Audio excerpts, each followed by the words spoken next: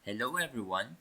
In today's video, I will show you how to remove the watermark from Gamma project presentations or videos. So now let's dive right in.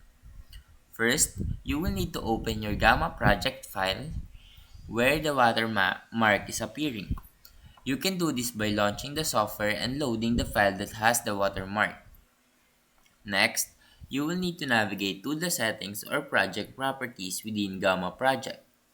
Some software offers a built-in option to remove watermarks after a paid upgrade, so check for this first. Now, if Gamma Project prompts you to upgrade, you will need to subscribe to their premium plan to unlock the watermark removal. Follow the on-screen instructions to complete the payment. So after upgrading, go back to your project and re-export it.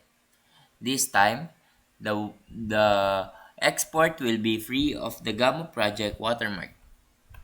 Make sure to choose your desired quality and format before exporting.